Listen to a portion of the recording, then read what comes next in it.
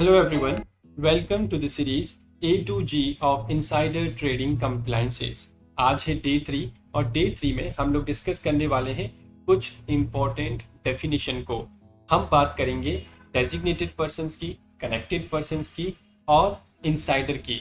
इन तीनों में क्या डिफरेंस है, क्योंकि अगर आप इनसाइडर ट्रेडिंग रेगुलेशन को पढ़ते हैं तो जगह जगह पे इन टर्म्स को मेंशन किया गया है। तो आज डे 3 में हम लोग समझेंगे कि इन तीनों में डिफरेंस क्या है।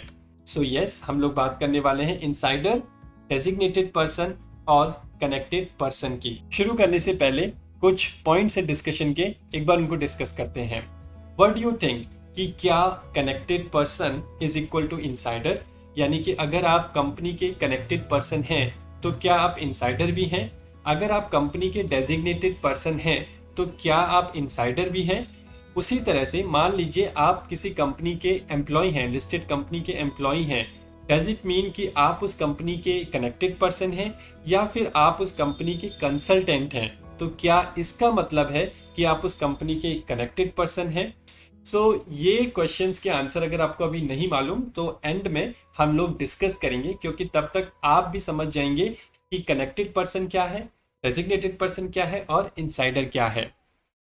सबसे पहले हम बात करेंगे इनसाइडर की। इनसाइडर के लिए सबसे पहली और सबसे बड़ी जो कंडीशन है वो ये है कि अगर आपके पास कंपनी का अनपब्लिश्ड प्राइस सेंसिटिव इंफॉर्मेशन है तो आप कंपनी के इनसाइडर हैं। अगर आप कंपनी के एम्प्लॉय हैं या कंपनी के एम्प्लॉय नहीं हैं, कंपनी के कंसल्टेंट हैं या कंपनी के कंसल्टेंट नहीं हैं, आप कोई थर्ड पार्टी हैं, आपका कंपनी से कोई लेना देना नहीं है, लेकिन समहाउ आपके पास कंपनी का अनपब्लिश्ड प्राइस सेंसिटिव इंफॉर्मेशन है, so then you are the insider of that company and you are prohibited to deal in the shares of the company. तो ये बात हो गई इनसाइडर की, जो कि एक काफी ब्रॉड टर्म है। सेकंड जो पॉइंट है, इनफैक्ट यहाँ पे मैंने उसको पहले मेंशन किया हुआ है कि अगर आप कंपनी के कनेक्टेड पर्संस की डेफिनेशन में आते हैं सो ऑटोमेटिकली आप जो है इनसाइडर भी हैं। अब ये देखते हैं कि भाई कनेक्टेड पर्सन कौन है। कनेक्टेड पर्सन की भी जो डेफिनेशन है काफी इजी है, ये रेगुलेशन में ही आपको दी गई है। तो अगर मैं बात करूं कनेक्टेड पर्सन की, इसमें दो क्राइटेरिया है। पहला ये है कि या तो आप कंपनी से अभी जुड़े हुए हैं।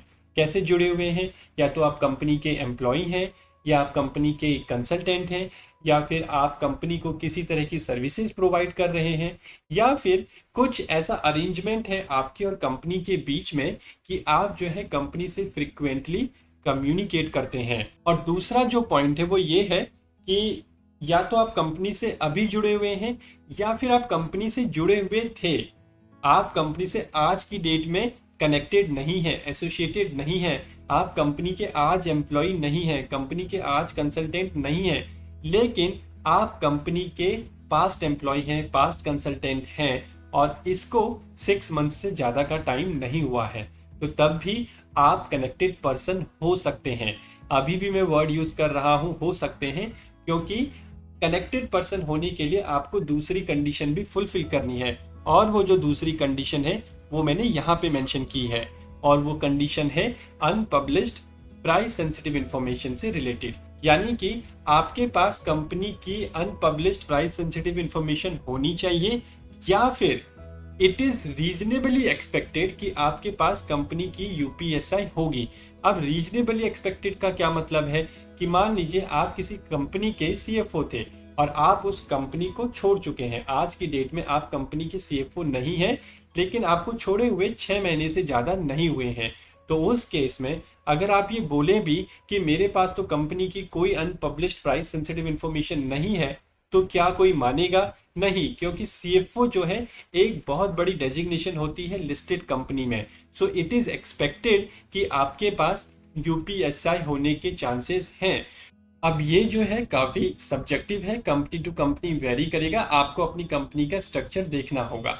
अब आप ये बोलते हैं कि अभी थोड़ी देर पहले जब हमने इनसाइडर डिस्कस किया था तो आप ये बोलते हैं कि मेरे पास क्योंकि कंपनी की यूपीएसआई नहीं है तो मैं कंपनी के लिए इनसाइडर नहीं हूँ। लेकिन अगर आप कनेक्टेड पर्सन की डेफिनेशन में आते हैं तो ऑटोमेटिकली आप इनसाइडर भी बन जाते हैं, क्योंकि इनसाइडर की डेफिनेशन में जो पहला पॉइंट है वो है कनेक्टेड पर्सन के लिए। अब इसके बाद थर्ड पॉइंट हम लोग देखते हैं डेजिग्नेटेड पर्सन्स का। अच्छा, कनेक्टेड पर्सन की एक लिस्ट भी दी गई है। एक तो ये क्राइटेरिया दिया गया है, जो 2 क्राइटेरिया मैंने अभी डिस्कस किए हैं। इसके अलावा रेगुलेशन में एक लिस्ट दी गई है। अगर इन लिस्ट में से किसी भी एक कैटेगरी में आप फॉल करते हैं तब भी आप कंपनी के लिए कनेक्टेड पर्सन हैं। तो वो लिस्ट जो है आप रेगुलेशन में देख सकते हैं। कुछ इस तरह की वो लिस्ट है। इसमें अगर मैं पहले पॉइंट की बात करूं, पॉइंट नंबर ए की, तो ये बात करता है कि जो कनेक्टेड पर्सन के इमीडिएट रिलेटिव हैं वो भी कनेक्टेड पर्सन है। इसी तरह से लिस्टेड कंपनी की जो होल्डिंग कंपनी है, एसोसिएट कंपनी है या सब्सिडरी कंपनी है, वो भी कनेक्टेड पर्सन की कैटेगरी में आ जाएगा। इसी तरह से अगर मैं बात करूं पॉइंट ई की, तो इसमें जो स्टॉक एक्सचेंज के ऑफिशियल्स होते हैं वो भी कनेक्टेड पर्सन्स की कैटेगरी में आते हैं।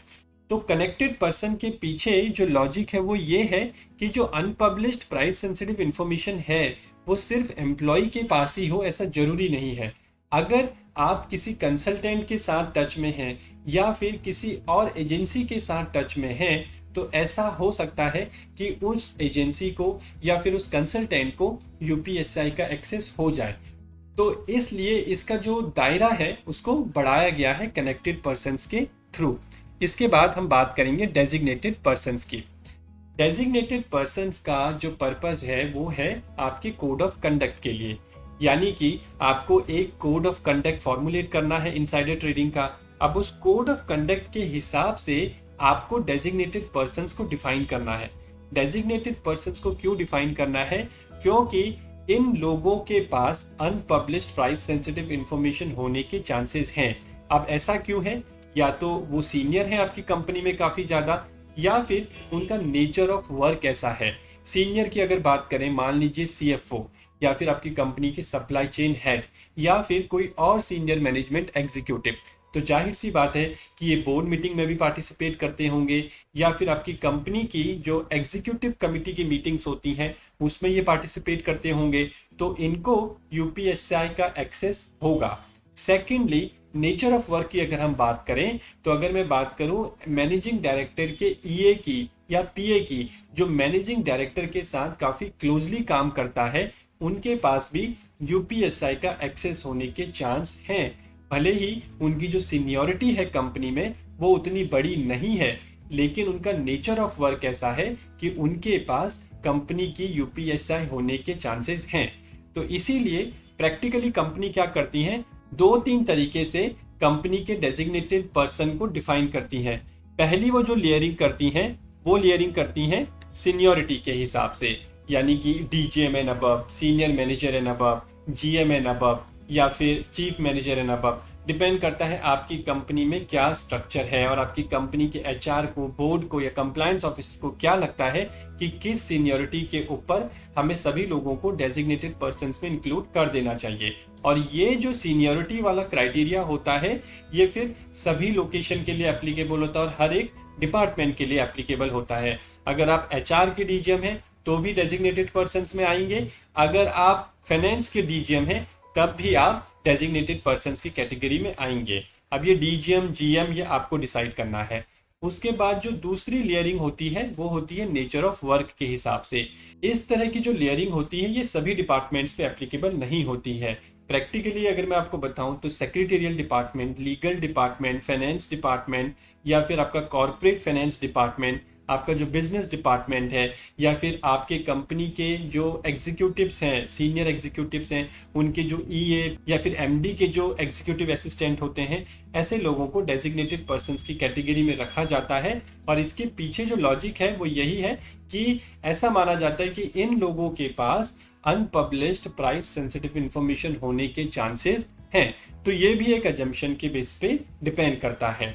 अगर आप कंफ्यूज हो गए हैं कि डीपी क्या है, सीपी क्या है और इनसाइडर क्या है, एक बार फिर से इसको समझते हैं। इनसाइडर है सबसे बड़ा सर्कल, राइट?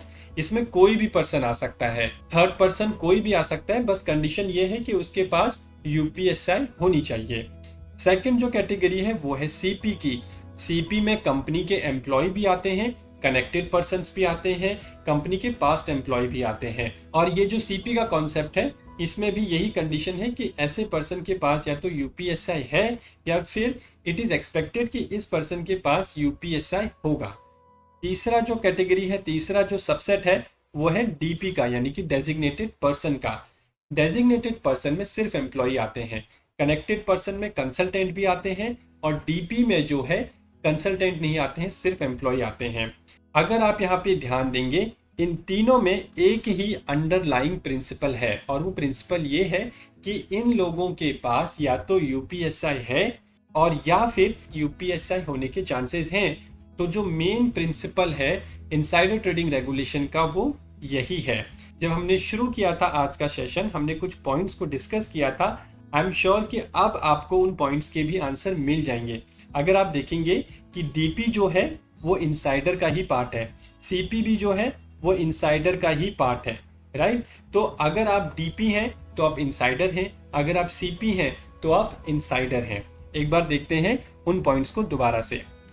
कनेक्टेड पर्सन अगर आप हैं तो क्या आप इनसाइडर हैं? यस, आप हैं, ये तो डेफिनेशन में ही दिया गया है। अगर आप डेजिग्नेटेड पर्सन हैं तो क्या आप इनसाइडर हैं? यस, क्योंकि अगर आप डेजिग्नेटेड पर्सन हैं, डेजिग्नेटेड पर्सन आप क्यों हैं? क्योंकि या आप कंपनी के एम्प्लॉय हैं, और दूसरा ये कि आपके पास यूपीएसआई होने के चांसेस हैं, और ये सीपी का यानी कनेक्टेड पर्सन का एक सबसेट है। और अगर आप डीपी हैं तो आप सीपी हैं, और अगर आप सीपी हैं तो आप इनसाइडर हैं, राइट। तो ये दूसरा पॉइंट भी हमने डिस्कस कर लिया। तीसरा जो पॉइंट है, अगर आप कंपनी के एम्प्लॉय हैं तो क्या आप कंपनी के कनेक्टेड पर्सन हैं? तो इसका आंसर है नहीं। अगर आप कंपनी के एक ऐसे एम्प्लॉय हैं, अगर आप मान लीजिए कंपनी के एडमिन डिपार्टमेंट में हैं और आपका जो काम है वो किसी भी तरह से यूपीएसआई से कनेक्टेड नहीं है, तो आप कनेक्टेड पर्सन नहीं है। सिमिलरली अगर आप कंपनी के ऐसे कंसल्टेंट हैं जिनका यूपीएसआई से कोई लेना देना नहीं है, फॉर एग्जाम्पल आप कंपनी को सिर्फ कंसल्टेंसी देते हैं ट्रेनिंग की, तो इस केस में आई डोंट थिंक कि उनको यूपीएसआई का एक्सेस होगा। सो अगर आप कंपनी के एक ऐसे एम्प्लॉय हैं या ऐसे कंसल्टेंट हैं जिनके पास यूपीएसआई ना तो है और ना ही होने के चांसेस हैं, तो आप कनेक्टेड पर्सन्स नहीं हैं। इसीलिए हम सभी एम्प्लॉय को डेजिग्नेटेड पर्सन्स में इंक्लूड नहीं करते हैं। So this was the concept of designated persons, connected persons and insider. I will see you in the next session. Thank you so much.